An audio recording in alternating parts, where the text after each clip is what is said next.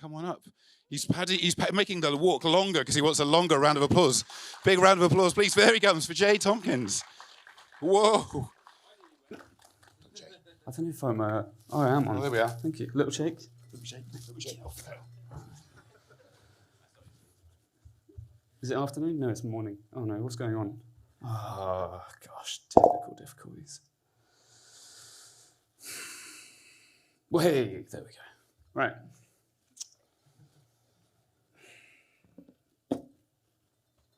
Cool, right, we're good to go. Right, this is Take Your Skills to the Moon with Creative Coding. Can you all see that? I think you can. And I've got so much to get through. And if it goes into lunch, I'm not offended if you leave because you're hungry. So, is this gonna work now? It is. Right, I'm Jhey Tompkins. I'm Dev Engineer at Google, but enough of that. Here we go. Right, we're gonna do creative coding today and how to level up. These are just some random things I've made along the way. Some Chrome sort of stuff, related things, all sorts of animations. But the important thing here is trying to not make this too personal.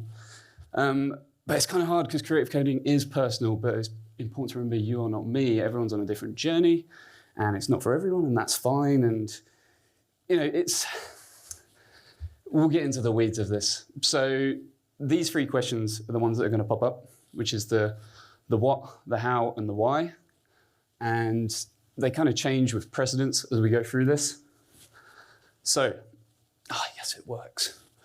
So what is creative coding? When I looked this up, it was, I think Wikipedia showed me about 1 billion articles on processing and P5.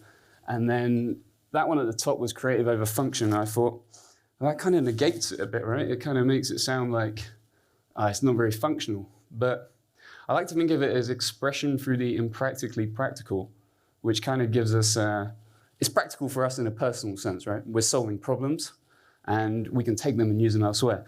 For example, this demo that's actually behind these are actually input type range, and then we're using CSS accent color, which is new, try it out, and then we're actually using the media recorder API, and it actually seems to be working, which is nice because it didn't work the whole time I was building the slides. So why? Supercharge your learning. I just like that term, so I threw that up there. Go beyond the docs. One thing that documentation always does is it kind of throws you down that path, right, of like, here's how you do your to-do app. Here's how you change something. Here's how you add an event listener. But if you try and strain it or be like, what can I do? How can I make these pixels move?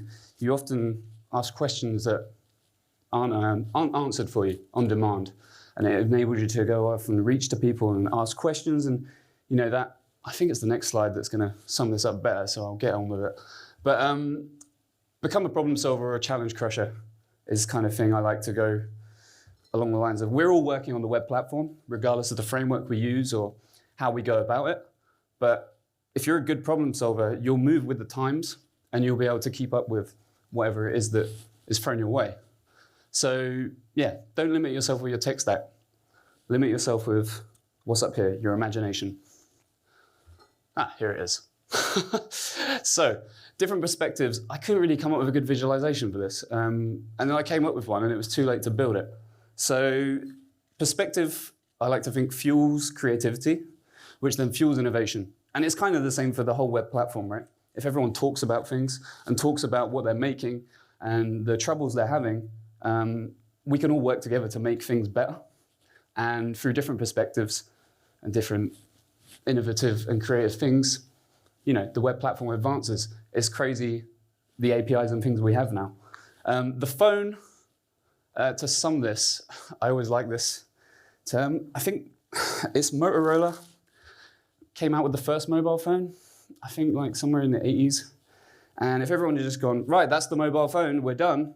I can make a call, it's as big as a briefcase, but it's great. We'd have never seen the iPhone. And no one would have ever done any touch stuff, or there would have been no innovation because someone come along and went, do you know what, it'd be cool if I just did that, and it just worked. So yeah, make for yourself. I didn't really want to write be selfish, so I just did a puffer fish that rolls around. You're more than a to-do app. So I know to do apps kind of like a rite of passage. People like to do that to get into development, but just make things that interest you. I could have put a billion projects up here, but this one always tends to stick out. So this is my GitHub commit graph as it stood probably yesterday. I was making the slides up until the first talk. And it enables you to go on, and it's called Vincent van Git, and it's a project I did for a Hacktoberfest about a year or two ago. And you go on, and it's on Netlify, and it uses Netlify functions, and you basically draw what you want your GitHub profile to show, and then it generates a shell script, and you run it, and then it just uploads it. So if you want to block the whole thing out, you can. But the cool thing is, it's a talking point, right? So whenever I speak to the endless anonymous recruiters on LinkedIn, they talk about things like, oh, how did you make your GitHub look like that? And then I go, I talked about this, and it's something different than I built this to do at. This one's a bit different, but the other cool thing about creative problem solving is it goes back to that problem solving. You can't just do yarn add super obscure thing or npmi awesome library with slight change, please. Or yarn add this, but for React. The web platform is awesome, so future-proof yourselves. Make cool stuff, learn how to solve generic problems, however impractical they are. Right, so how? This goes back to remember that you are not me, and the limit is your imagination.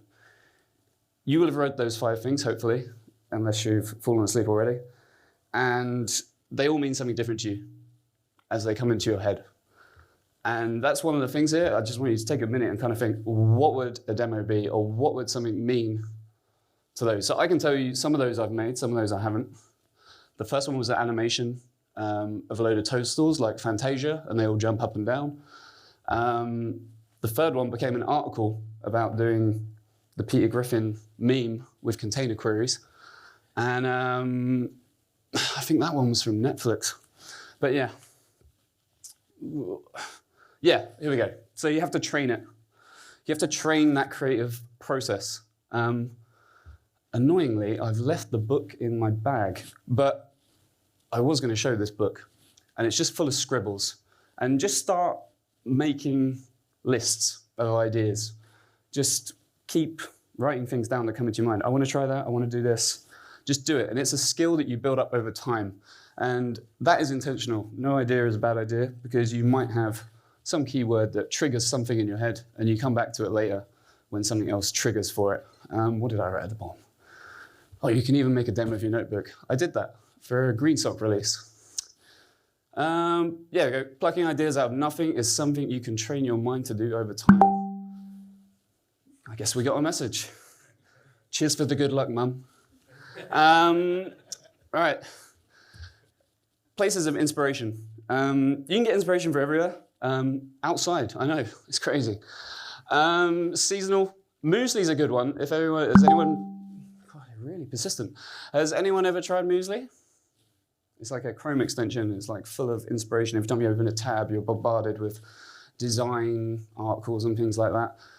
But yeah, anyway, go outside, do something, and I like to carry like a, it used to be Google Keep, that's not a marketing thing, but you used to be able to just write a note on a widget and be like, cool, I'll store that in the box, maybe I'll come back to it. But that's true. I've made, I think, over 1,200 CodePen demos the last time we checked. And I could probably give you a story for 90% of them, because they've come from something random that I've seen.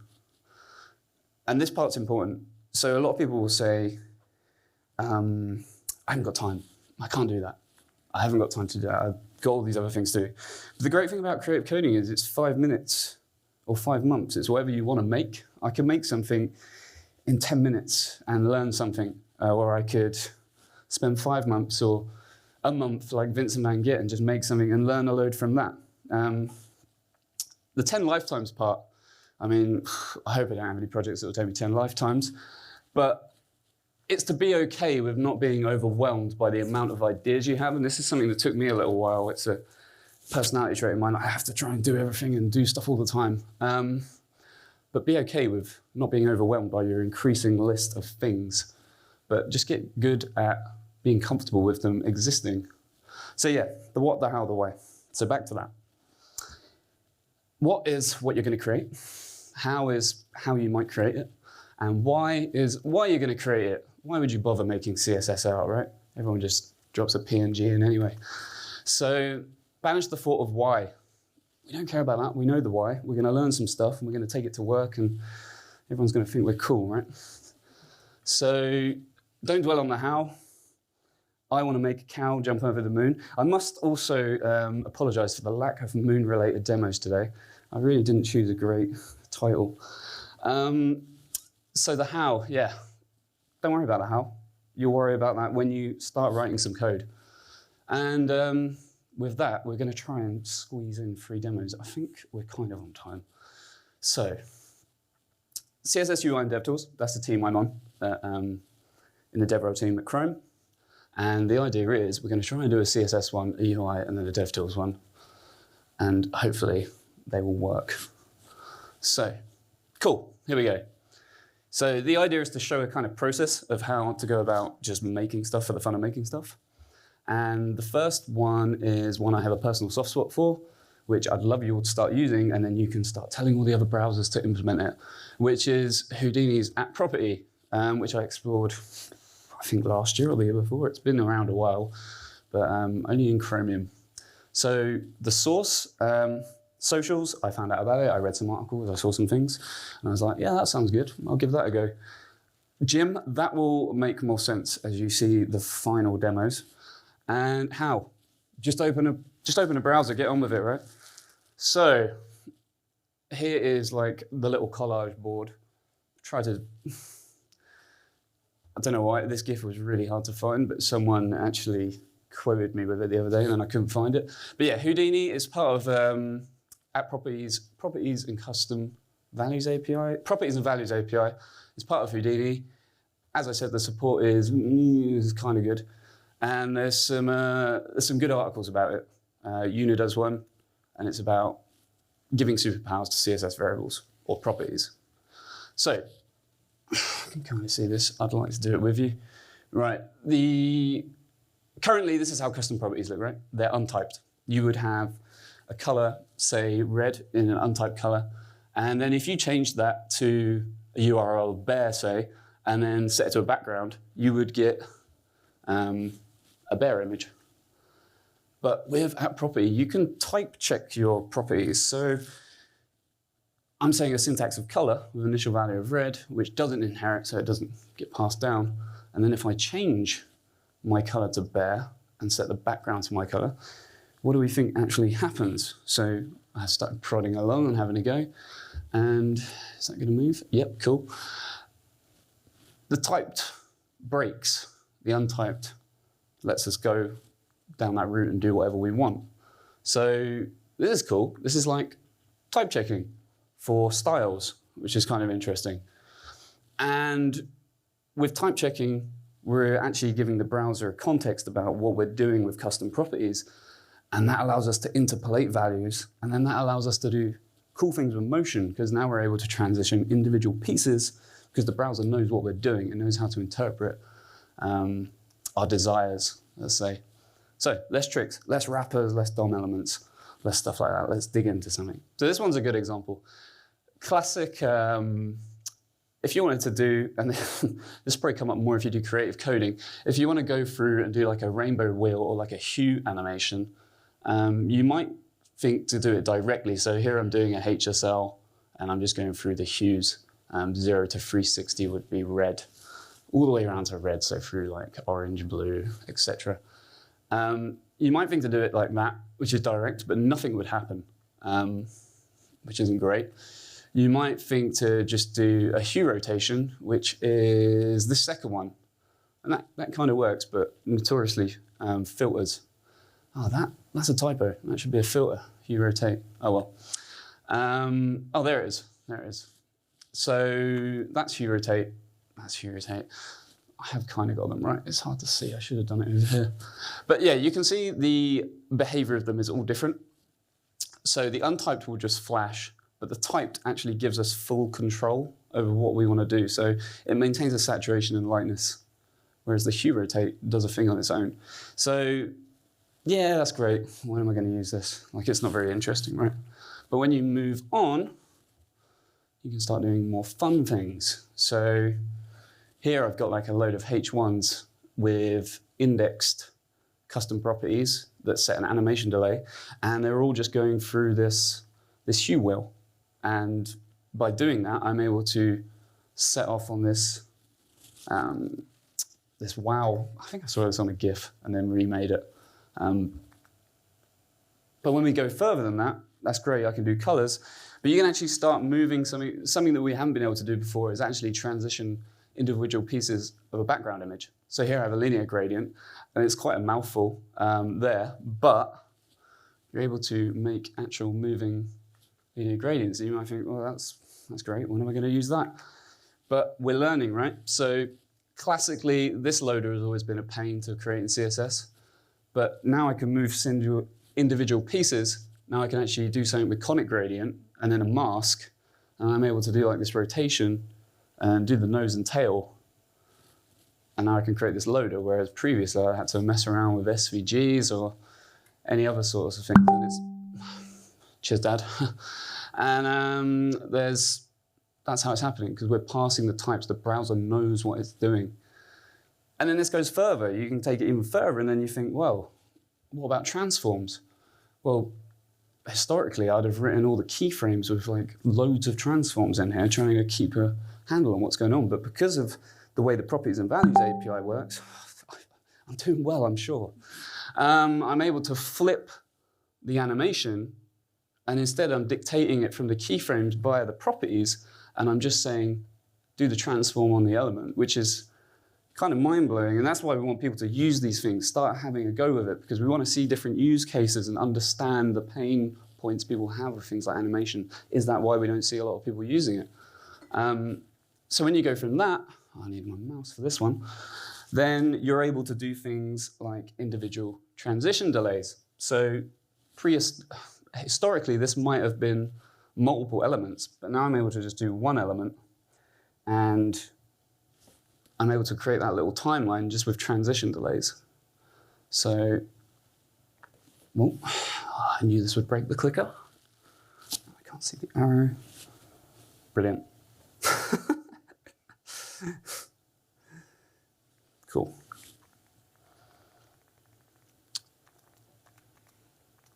So yeah, talk amongst yourselves. Don't worry about it. Cool, we're back in the room. All right, so then this gets you thinking, well, how can I push this further, right? Could you animate a number? Well, you can animate a string if you use a pseudo element. I made a glitchy text animation a couple of years back, and you essentially just swap the content out in a keyframe. But if you can do that, that's a way for you to cast a number, which is a type, into a string, and then you can animate it. So if you can do that, then technically you can animate a number, which is kind of cool. And you'll note the usage of tabular nums to keep it all nice and tidy.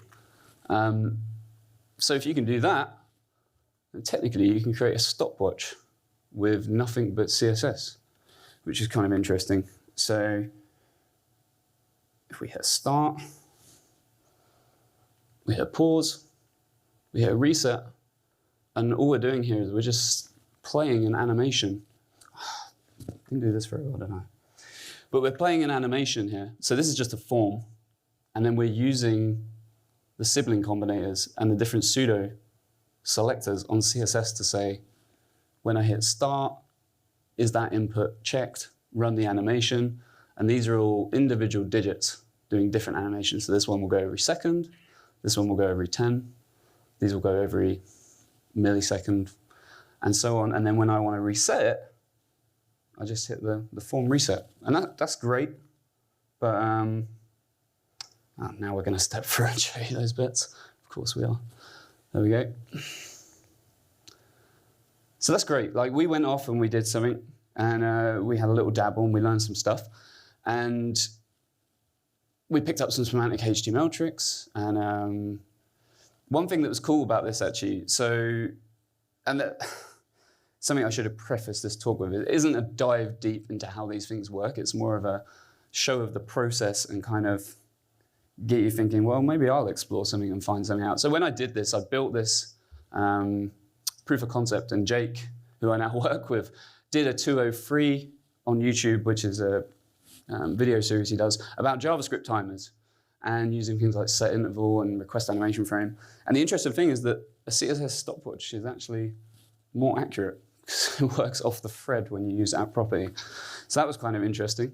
And then I thought, all right, well, where can I take this next? Can we make it pretty? Can we add 3D? How about some interaction? I wrote an article, and I did take it further. So I ended up making a completely 3D stopwatch that actually works. And yeah, and it's in 3D and there's no JavaScript. And then I have like hover pieces and like glares going on. Yeah, and it's kind of fun, right? So that's CSS done. That's the experimental stuff out of the way. And we can move on to UI. So what we got now? This source was TikTok. So I was on TikTok, and I don't actually have TikTok, but I have a friend, and we just constantly back and forth reels and things on Instagram. That's our means of communication these days, right? And he sent me this web one, and I had to go on, and they had this weird little like range selector sliding puzzle capture thing that I hadn't seen before, and I thought I could probably make that, but I wonder how it would work. So then I thought, well, how could I go about doing that? And I thought drag and drop would be cool. I haven't touched that for ages. Drag and drop was one of the first pet projects I did. I did like a little, ironically, I made a to-do app. And that was like a little thing I did on the side to learn drag and drop. I think it was a 20% time thing at the time. And then I thought, well, I could revisit that and see how that API has changed over time. And then I thought, well, CSS Grid's a good option for this. And then custom properties, our friend, we'll get involved with that again. So the collage board, cool. So that's the kind of thing. Like, I think that's it. Yeah, it's called a Cappy puzzle. I learned from this, and I've seen lots of them where they kind of do this like slide thing, and they just pop the piece in, and off they go. There is docs on web.dev about it, about using the drag and drop, but there's another one. If more people use it, there's more stuff we can try and do with it, and we can enhance that API. And then, oh yeah, we have some pretty cool grid tools that we can get into using. So for this one, I thought, how am I going to do this? So I've got an element of capture grid, and a capture image. I'm thinking in my head. And on purpose, I'm not putting a lot of images in here until it gets further in, because the idea is if you were given these tasks, how would you think about them? How would you visualize it? The nice thing is that we all have a different kind of idea about how these things should potentially look. And that's kind of what is amazing about the web platform, right? Each of us can express our own personalities. So for me, I thought, cool, capture, I'm going to have a grid, and I'm going to stick an image in it. And I'm going to start by making a class. So I'll do something in JavaScript, and I'll make a class, and I'll have some options. And we're going to try and get a moon image in here. And then I've got an idea about how my grid's going to be, how many pieces I want to move around, and then I'm going to go from there. So cool, that's how I'll use it. I'll just chuck an element in, and off it goes. And then I'm thinking, right, what do I need to do when I actually start constructing this thing?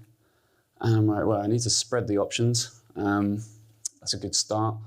And then I'm going to power this all with custom properties, actually. So I'm going to start inlining things. I'm going to start throwing URL for our image and a grid size, so I can just do it all with CSS Grid.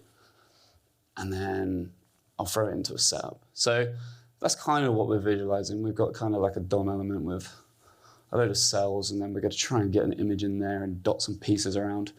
And what is that bit? Yep, generating the pieces. So how am I going to generate pieces that don't overlap? Well, I have a think, and I'm going to loop through, and I'm going to say, I probably highlighted this.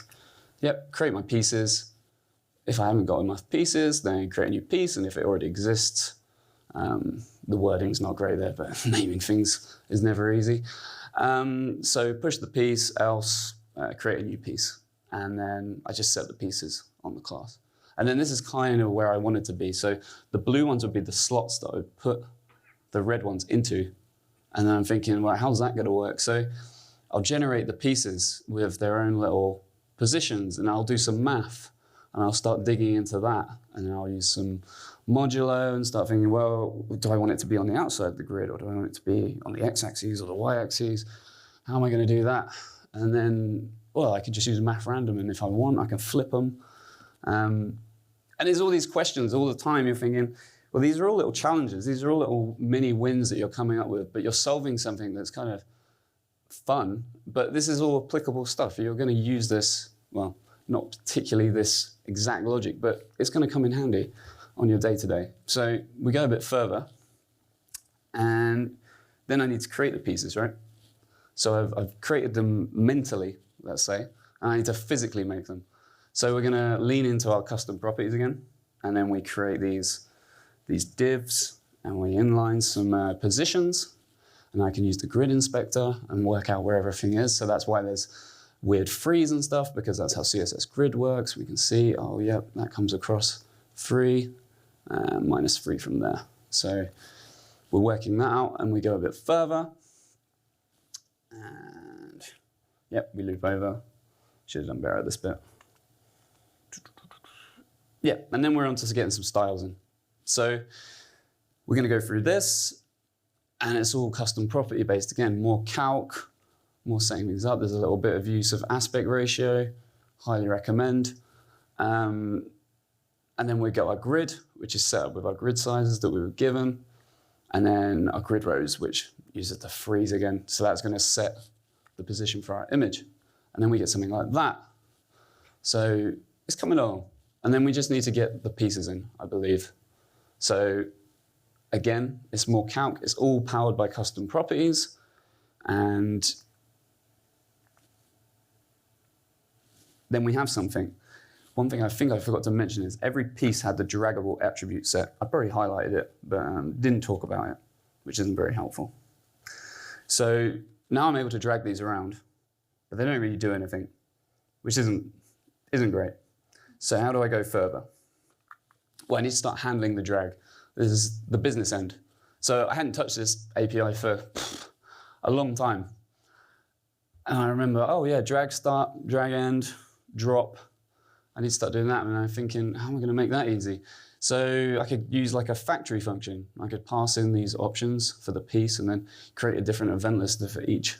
It's one way of doing it. That's the joy of doing this creative stuff. There's no one over your back doing a critical analysis of every code or piece of code you write. You can just do what you like, send it off, and get into the next thing. So my drag start, I'm setting the data.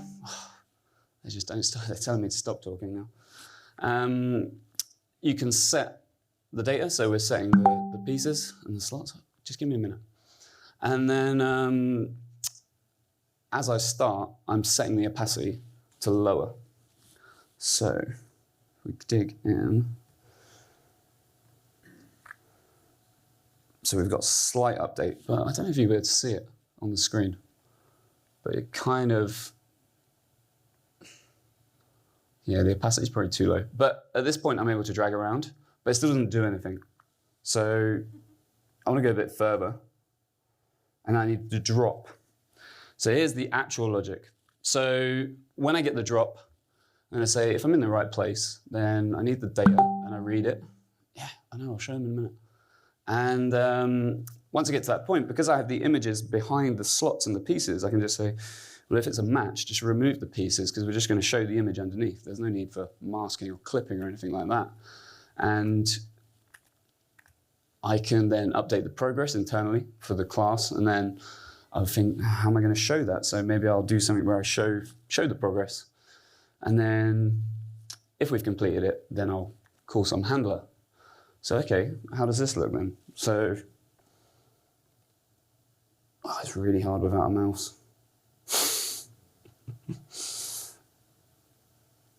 Does it not work? Wait, right.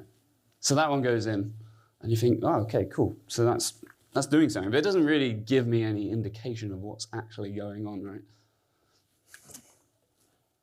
Reminder, interactive demos and clickers do not play well. So remember this? Remember app property, our friend from earlier? Well, if we use that, then maybe I can do something with a conic gradient on the image. So you can use another new property, Yeah.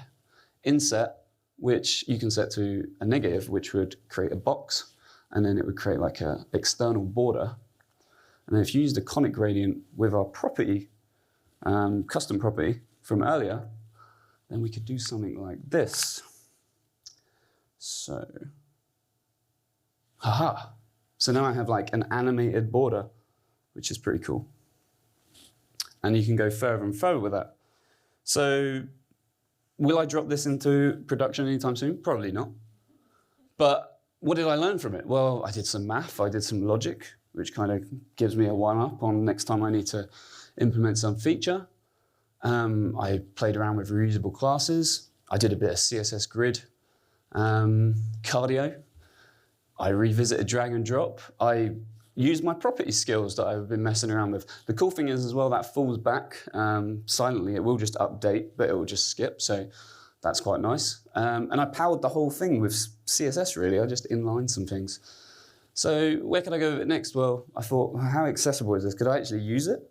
Well, you could. You could do some keyboard stuff, and you could do some like tab-based work and move things around. You could add sounds. You could do some flip animation where the pieces could like move into the slots after you leave them off. Could you add a dash of whimsy? There's always space for whimsy. Could you do masks and clips, make the puzzle pieces actually look like puzzles? And then the practical corner, yep, we've just gone over that. But if we go into it, okay, so this might be what it looks like. So I go to sign up. Oh, cool. And, oh, who's that? Right, so as I move on, I'm just updating things as I go. Let's see if I can, yeah, here we go. All right, brilliant. It's just got real good Boosh vibes, hasn't it? God, I was much quicker at this at 4 in the morning, I tell you. As I get to the end, sad robot times. Hurrah, it worked. Also, a side note, we're using the glitchy text effect.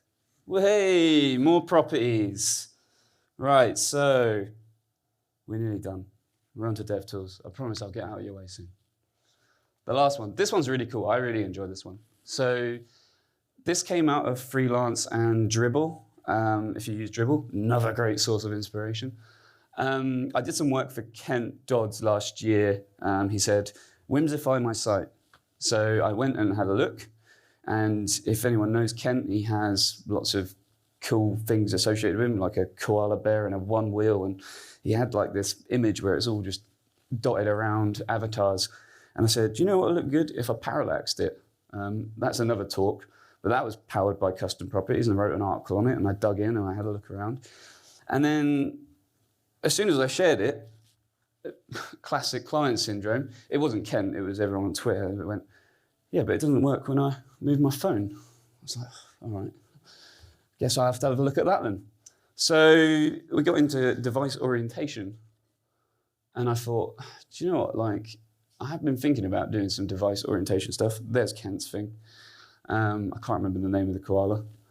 But I had some ideas already in my list about making like visual 3D controls, like control knobs that you could twist, kind of like thermostats and stuff. And then I thought, well, do you know what? Chrome actually has a really cool device orientation sensor emulator that you can play around with. And I thought, do you know what? I'll give it a go. I'll see what I can come up with. And this is a diagram from Pete, one of my colleagues, that kind of summed it up pretty well.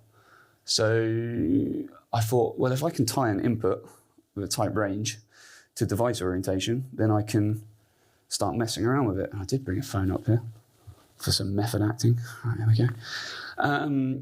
If I had this phone, I can start playing around with it. And then I thought, okay, cool. So where can I go with that?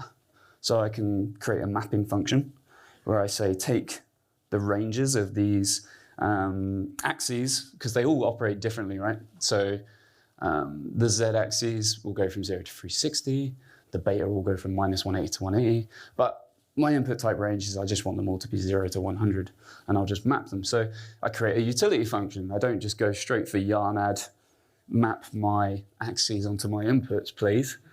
I make it, because it's, 8 lines of code? It's pretty good. Could probably be better, but. So I start mapping, and off I go. And then I'm like, right, what do I need to do? So I just need to handle the orientation. So I add an event listener, and I start doing device orientation listening, and I start mapping things onto these inputs on change. And here they are. But this is where it gets tricky, because for some reason, iframes do not like the sensors. So we have to skip out, and this could be where it all breaks. Okay, cool. That's looking good. So if we went into DevTools, it's already open, but I will show you the shortcut anyway. Command-Shift-P, sensors, boom, custom orientation, move a phone around, and you can see the inputs moving, which is kind of cool. And as you play with this, and hope nobody sees you through the window as you're going like this with your phone, you start tinkering and you think, that's kind of cool. Oh, wait a minute, I feel like I'm cracking a safe or something. So I wonder if I could make something ridiculous where I actually use my phone as a safe and use it as a combination cracker. So if we go on, oh, of course, that isn't always it as well. A particular phone manufacturer likes to have its say. So there's a particular API that you must use to request permission to get access to use those device orientation pieces. Hat tip to Stefan for pointing that out to me. So essentially we need a button click.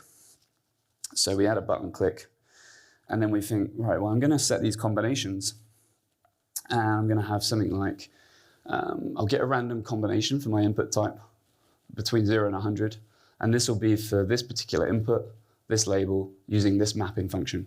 And I just create this array of objects, and then I want to create something generic that iterates through them and works out when I've unlocked something. So I decide to get things rolling. So when I start, I show a particular combination. I check if I need to request permission, iOS, and then I work through it. And then for each, I just show and hide depending on the right combination we're at. So we'll go alpha, beta, gamma, and on we go. I was really hesitant to put that old man, but as soon as I wrote cracking logic, I just pictured an old chap. This just won't work in the US probably, but I thought the audience might get that, and it'll look all right. So as we go on, we handle the orientation, and at the bottom, yep, we add that handle update for each combination. So now I'm changing that listening. I'm going, well, actually, I need to listen to when the input changes, and then I'm handling it. Which way is it round? There we go. And I say, if there's an unlock, move me on to the next one. And if I get through all of them, then complete, and I do another callback. I didn't bother doing a class of this one because I thought it's just a one-off demo. I just want to see how it works, and off I go. It's not going into production anytime soon, but it'd be a cool little one-off to show people.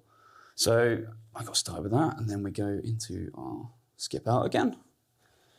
Cool, I'm going to get really good at opening DevTools. Good, our sensors are already there. So I begin my orientation, and I work my way around. So alpha. So an interesting thing with DevTools is it will show you what the default is, and then it's probably really small. I don't know if I can like bump this up a bit. There we go. Come on. Nope, wrong one. Life of a dev. Yeah, default. If you have your phone like that, the beta is actually at 90. Beta is that way. It's going to look really weird in a minute, but I'm not going to do any device demos today because I'll just be doing wrist origami. So yeah, beta starts at 90. It goes all the way around, which is kind of interesting. So that kind of gives you a vibe. And when you start playing, you actually realize that to do alpha, you actually need to lay your phone down and twist it on an axis like that. So hopefully we'll actually unlock it. Hey, so now we're into beta. And now we need to actually shift onto this axis. And now we're into gamma. God, this is going well. All these combos are just right. And then gamma is like this way. So we start moving around that direction, and then we should get an unlock. Please be this way, not the other way. Oh gosh. Gamma's always the tricky one. Come on. Right, just hack it. We'll just brute force it.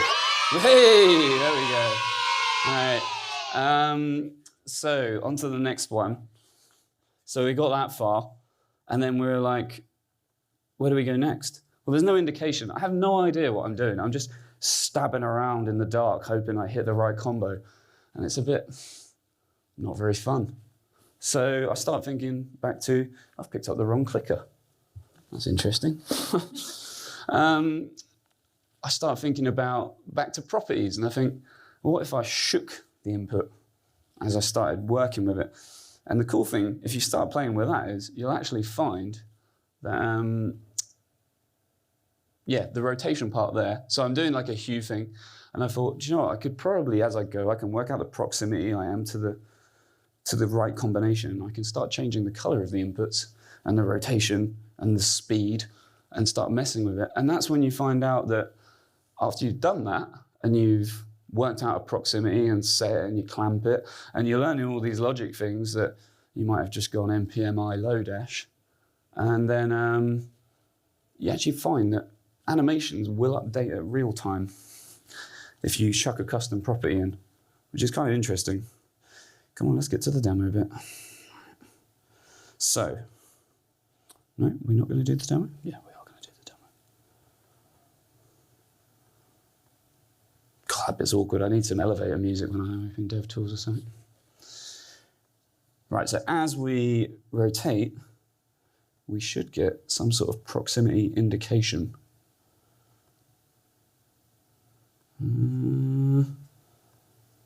Wait, phew, I was getting worried then. I thought it had cached. So as we keep going, it gets more intense. Oh, there we go. Dirty minds. And then we move on, and it's like, okay, cool. Well, that was really fun. I learned something kind of cool, and browsers can do amazing things because the platform's amazing and it's evolving. But I don't really know about this because I just do NPMI React, and I just make my CRUD app. So explore, get involved with things, try stuff out. Just try and break stuff and have fun with it and share it. So for this one, we learned about mapping values, we learned about cross-browser device orientation, the event itself, that animations can be updated with real time just by changing the property. That's kind of cool. And then it was like, well, where do I go next? It's late. It's the night before. I haven't really nailed the demo. What am I going to do? Josh has got me out eating late, and it's 2 a.m. and I'm still trying to make this demo. So luckily, someone took a photo of him. So we can get cracking. And let's just turn that on. Yep, cool. We can still see it, just about. Cool. So we thought, we'll make a 3D safe. And this does work with your phone. And the cool thing is, if you use a device, it will vibrate as well, which is annoying or fun, depending on how you look at it. So if you start tinkering with this, oh, it clicks as well. Oh, this is fun. Right, so it wobbles, it shakes, it gets more intense. Oh, we can see that I've unlocked one, but I, of course, haven't added the sound for that because I was still building this in the first talk. Right, so we reset, and then we can go to this axis. Come on. Oh, we're on the last one. Definitely needs another sound, doesn't it? Come on. Come on. Please? Oh, it's gamma again, isn't it? Just doesn't want to know. Gosh, just brute force it. Hey! Right, cool. Who's that guy? So we got in. Cracking the code. That's what I should have called it. Damn. Missed opportunity. Sorry, Josh. But I couldn't miss that opportunity. So yeah, that's it. Almost. I will get out of the way. You are all probably hungry and bored. So explore, hoard your ideas, inspire yourself as well as others, motivate yourself to go and make them. And I don't know, profit just sounded like the right one at the end, right? Curiosity may have killed the cat, but it built the bear. Trying to squeeze as many corny quotes in at the end here. Your homework, should you choose to accept it. At this point, I thought everyone would have left, so it's fine. But over the course of the conference, or tonight, or tomorrow, or whatever, just come up with some random ideas. You don't even have to make them. Just think about them, and just think about the incredible, accessible thing that we all work on, the web. Like, it really is just pixels, and you can do whatever you want with it. And we've become very siloed in our thinking that we're just like, right, got to make that next bougie site with the gradient text and the free boxes. But make for yourself to show others and just come up with ideas. And yeah, that's it. You can grab me, talk to me about anything, heckle me, and that's it. And thanks for having us. So, cool.